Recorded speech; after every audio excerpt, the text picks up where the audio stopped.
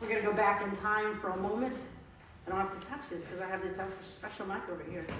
And then into the future, you might notice this is an overall theme for us right now. Transition, transformation, renewal. Hang in there with me.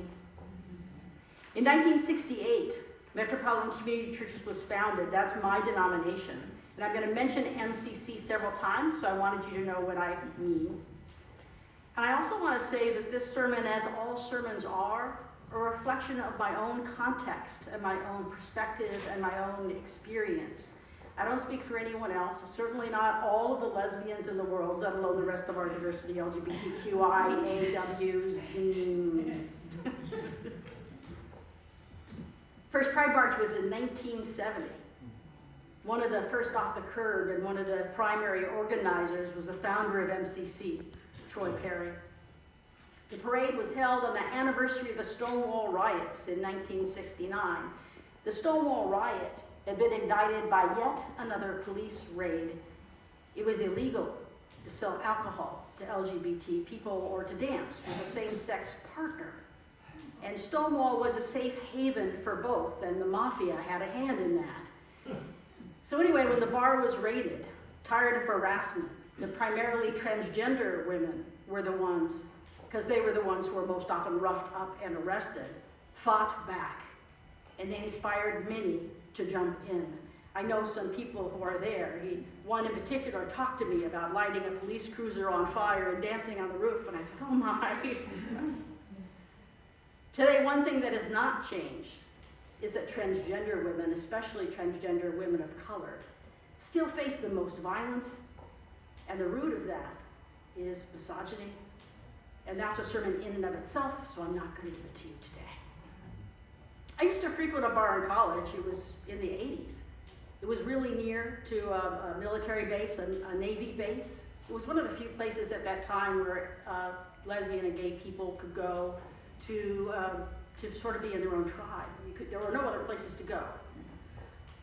Everybody knew that when the military police approached, or any policeman in uniform, to switch partners. Suddenly, flash. It wasn't that long ago.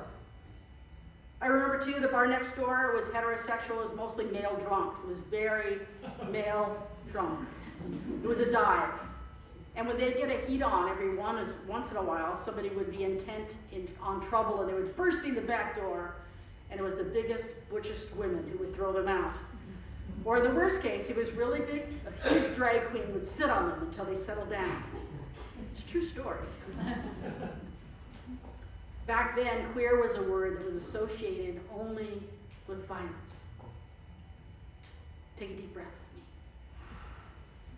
because I need it. Over 20 years, I've been preaching pride sermons to a 90% queer congregation. So I have to admit, the assignment today seemed a little challenging. I know that UU has a strong reputation for celebrating the LGBTQ plus community and lives, and I also know that that means not everyone in this room is on the same page or on the same place. And that's okay. We're all on our own journeys. And for those who have never been personally challenged with a reality that's a mismatch to the heteronormative, gender-conforming models, I think the journey to acceptance is in some ways harder and slower and more challenging, and it certainly comes with a cost. Suzanne, I know that your journey, not yet, to pride has come with a cost, with disapprovals that were voiced and not voiced in your directions from friends and strangers, judgments about your parenting, stares while in public places with your children. The list goes on. So I put that song, How Could Everyone Ever Tell You, after your reflection, because it's also for you.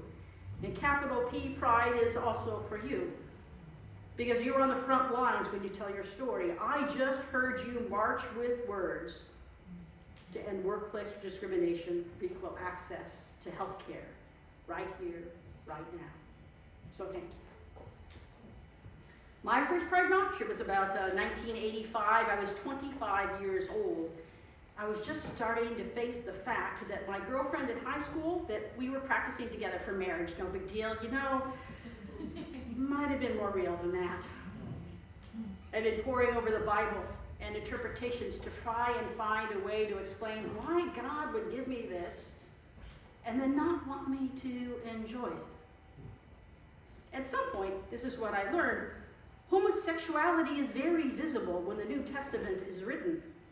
And there is a word in Greek for that, but neither Jesus nor Paul, who certainly Paul spoke and wrote common Greek, never used the word.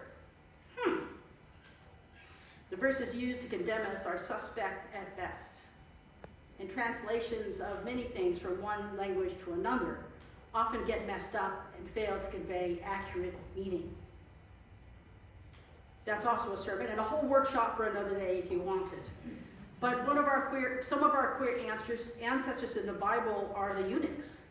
Many of them, especially the ones that were in charge of guarding harems. Anyway, in 1985, the Pride March was coming, and I went, and I was very afraid.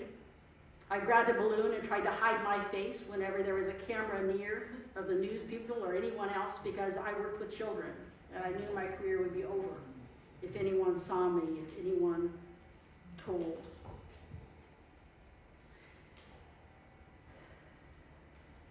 At that time, it was possible for some, but not all LGBT people to hide in plain sight. And many of us felt like we had to for survival, for our jobs. Yet we also knew, and we also learned, that visibility was the only way to make a new way. Progress is made when those who hold uninformed stereotypes are challenged by real knowledge and meet real people. That's why in queer community, visibility has always been a high priority. It is visibility that makes change. But that visibility has come at a cost many of us could and did avoid. And it's a cost paid by we in the community when you became open and affirming before things were over, and a cost paid by those who love us, who could be silent and speak out instead. It's the same kind of cost paid when we speak up at the proverbial water cooler about sexist or racist language, etc., etc. Are you with me? When our desire to transform these ideas isn't just a mental thing, but becomes an action thing, it can cost us. But you know what? There's a cost to silence too. Because our non-objection perpetuates the idea that it's okay, or even funny. As the years passed, my courage grew because of the courage of others, because of the visibility of others. And so I'm so thankful to have been born for such a time as this, to be a minister at this point in history. I'm proud to serve you at USM because I remember in the National Freedom to Marry effort, when we would go every Valentine's Day and apply for marriage licenses, knowing we would be turned away, but getting great news coverage. This church was one of the first to show up and stand beside us. With the queer clergy who were there, you were the first spiritual community to show up. And that was a kind of stationary march, and I'm thankful.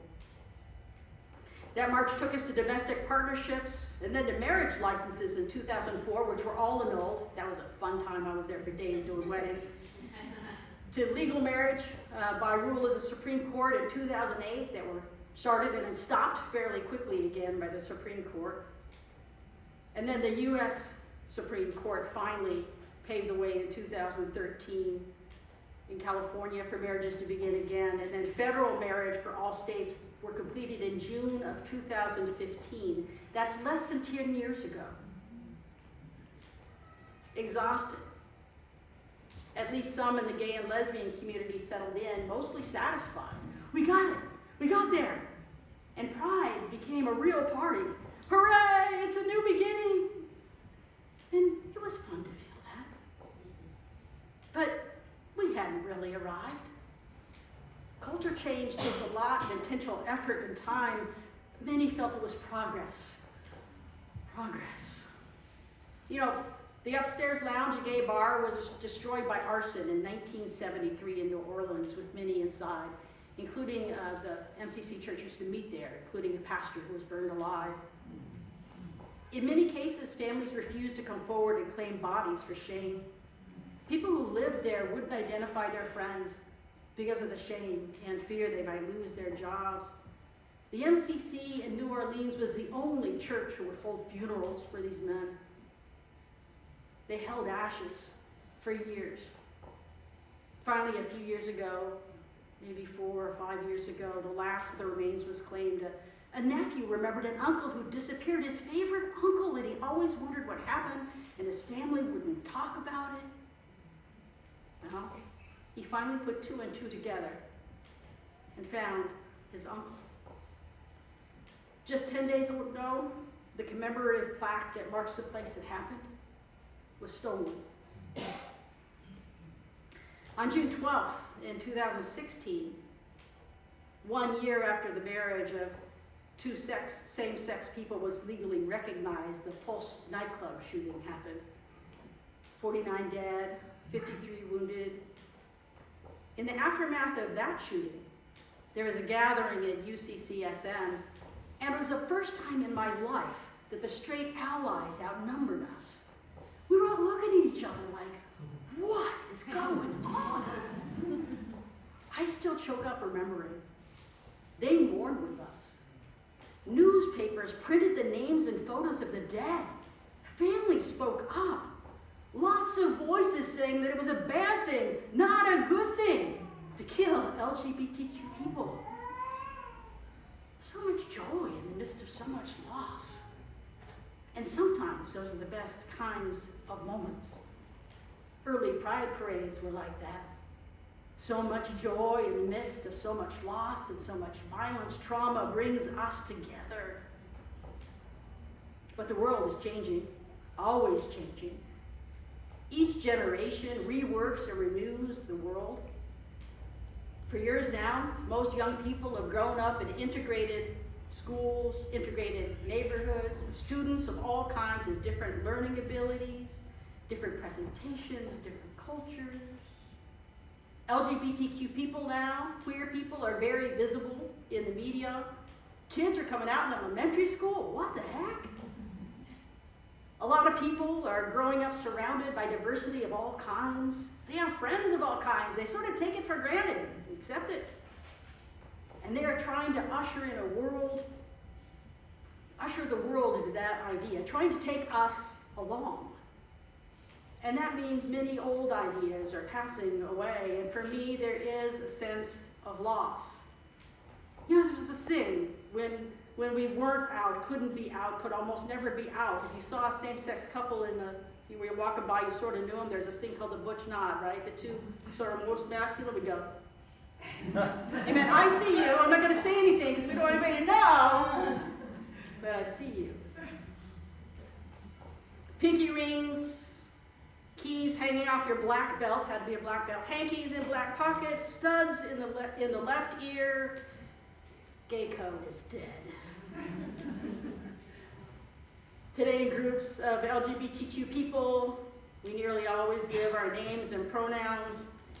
And when we do that, and I'm in a group of young people, and I say that my gender non-conforming body uses she, her pronouns, I get confused looks. I go. The idea of butch lesbians giving way to a gender non-conforming they pronoun brings me a sense of loss. Still, well, it sounds like Suzanne's better at this than me. So Suzanne, tell us about the question you're often asked. Yes. So let's talk about they, them. I get lots of questions about they, them. So for those young people, mostly young people and older people using they, them, that everyone else is looking at them like, how am I supposed to do that? But you do it all the time.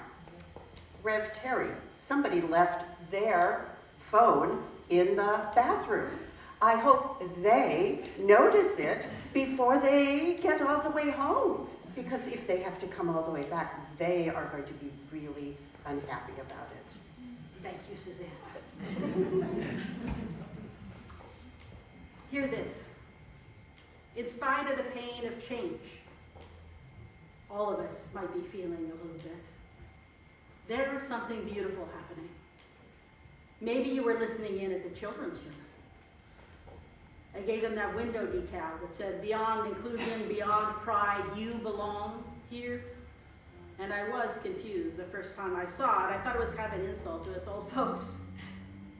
And then I was told it wasn't about being included in the majority or old concepts of pride that often didn't include everyone.